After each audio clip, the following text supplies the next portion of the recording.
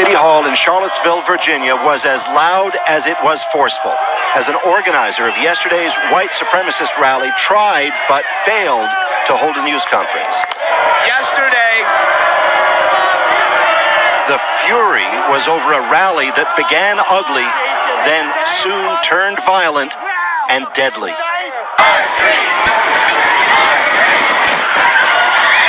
A woman was killed amid the many injured when a car was intentionally rammed into a crowd of people demonstrating against the white supremacists.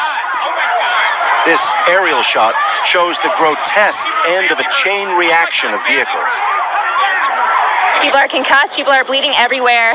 They were doing chest compressions on a body. And as the scene today brought mourners, prayers, sorrow, and a call for forgiveness. And grace and forgiveness. It's clear the fury alongside the flowers was hardly confined to Charlottesville. Anti-white supremacy rallies were held today across the U.S.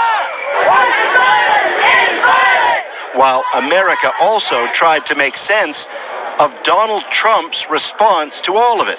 As he put it yesterday, we condemn in the strongest possible terms this egregious display of hatred, bigotry, and violence on many sides. On many sides. That Trump blamed many sides, choosing not to specifically condemn neo-Nazis, infuriated countless, but was welcomed by white nationalists. Thrilled also that he didn't respond to shouted questions after his statement. Have you denounced them strongly enough? a car planted a group of people, would you call that terrorism, sir? God bless you, Donald Trump, wrote one white supremacist online after watching him walk off silently. Trump critics have long believed the president goes easy on white nationalists because they strongly supported him in last year's election. Today, Trump was slammed for that by those who live in Charlottesville. More should have been said. You need to call it what it is and stop playing around with it. Call it out. We're hurting.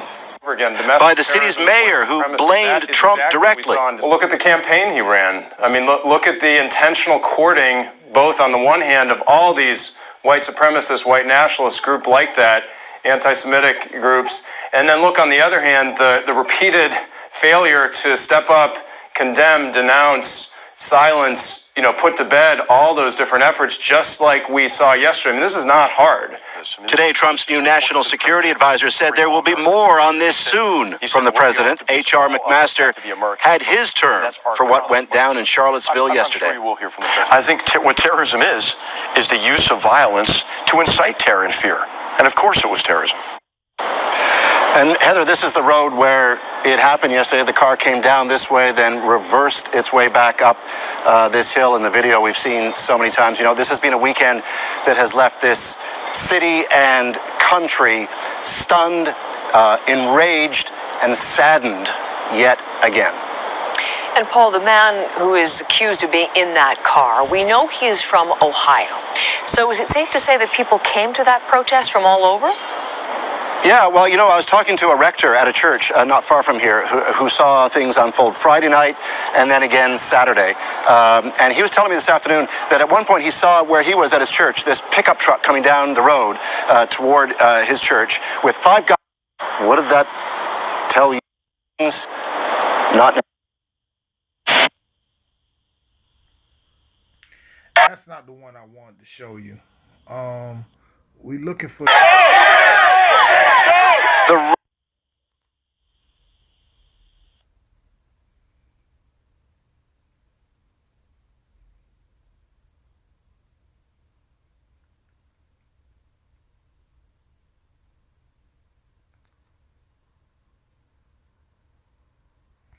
But anyway,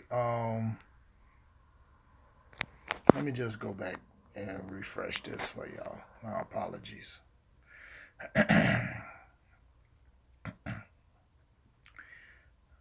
I had got this from courtesy of the Young Turks.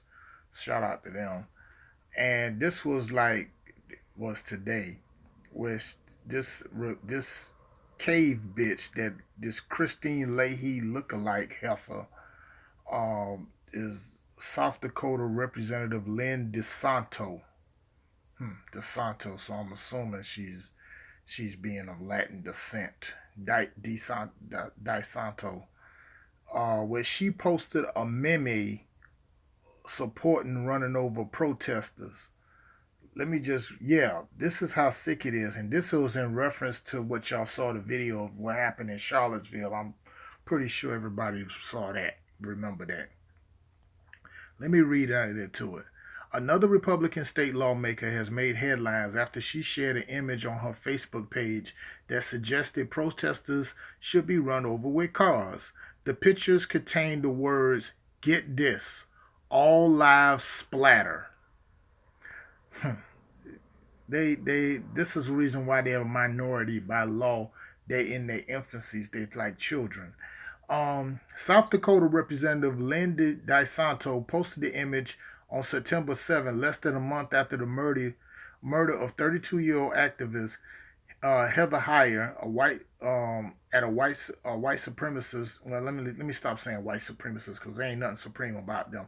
At a white nationalist rally in Charlottesville, Virginia, according to the Argus leader. The picture contained a picture of a car mowing down protesters and read, "Nobody cares about your protests. Keep your ass out of the road." Attached to the image, DeSanto wrote, "I think this is a movement we can all support." Now, after the lawmaker's post began to circulate, especially among progressive groups in South Dakota that call for her to apologize, DeSanto removed the post on Tuesday, nearly 2 weeks after it was originally put online. Well, that's too late for that, because once you throw, this is the thing about with these Peckerwoods. They figure they say some disparaging junk just to disrespect so-called black people and other people that are non-white. They post it up on social media and they think by deleting it, that's going to get rid of it. Newsflash. Once you put something up on the internet, it's up there forever. All people got to do now, because the ones who you fear the most, which is us, are so tech savvy and so progressive when it comes to that. Plus with the evolution of smartphones where you can just say a word and it tells you the screenshot and it will. Anyway, that's so stupid. So this was somebody else said, to put up a meme that pretty much encourages violence and possibly murder, that's inappropriate. She's a community leader and an elected official. Spoke by Lori Miller, a spokeswoman for the Indivisible Rapid City, a progressive organization, told the Argus leader. Not only is she inciting violence, she is targeting a certain race of people. DeSanto hardly apologized for a crude and tone-deaf post, and also said she should have given her post more thought because of the highly charged political environment that we in. No shit, you dumb spaghetti head cave ape. So this is her apology. "I am sorry if people took offense to it and perceived my message in any way insinuating support or condoning people being hit by cars. I perceived it differently. I perceived it as encouraging people to stay out of the streets." Oh, so posting a meme of somebody getting run over by cars encouraged people to stay out the streets. That's so fucking dumb. But then again, what you expect from crackers? This is just the latest Republican lawmaker who has, basically in one way or the other, exhibited approval of protesters being run over with a vehicle. Last week, I didn't even know this, a Pennsylvania Republican tweeted that he would have not stopped under any conditions had anyone ever attempt to, quote unquote, stop my car on the highway with negative intentions. He tweeted along with an article on a news report about protesters blocking the streets in St. Louis, which is going on right now, after a white police officer, that racist cracker, was acquitted in the fatal shooting of a black man, which and find out that he planted after he shot the brother 5 times in the back. He turned around and planted the gun on him. When they found the gun, they found his DNA on the gun and not the person. But he still got off. But what you expect? Missouri, show me state, St. Louis, Ferguson Part 2.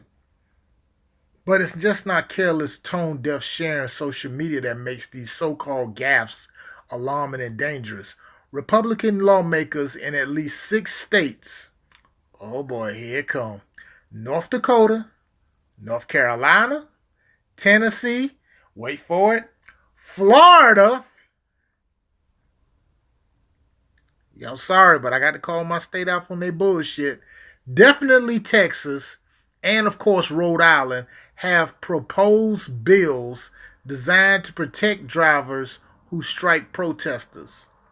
Okay, to my people that want to protest and won't block off I-95, don't. If they do run you over, shoot their ass. That's just me.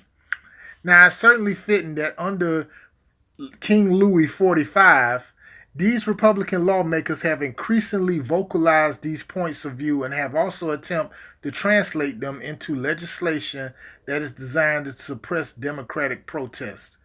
Well, of course, because when you got the orangutan in chief,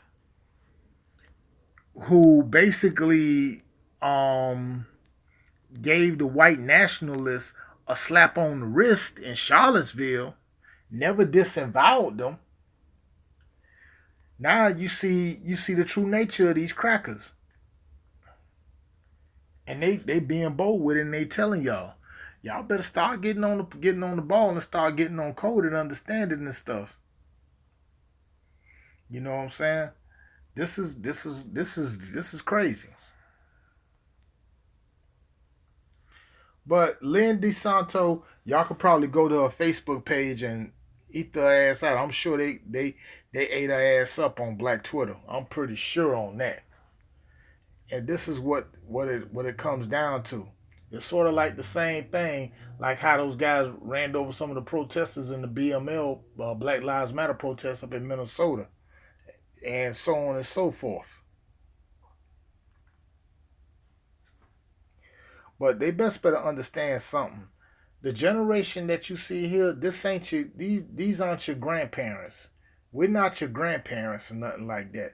Because try to do some crap like that, we will come out there and we will get up in your grill and we will beat that ass decent until your ass won't be able to rise no more. Not even breathe for a minute or piss or shit. But let me know what y'all think about this in the comment section. Y'all can go ahead, subscribe, share, definitely share. And make sure you click the notification bell so when I upload new videos, you'll get the notification.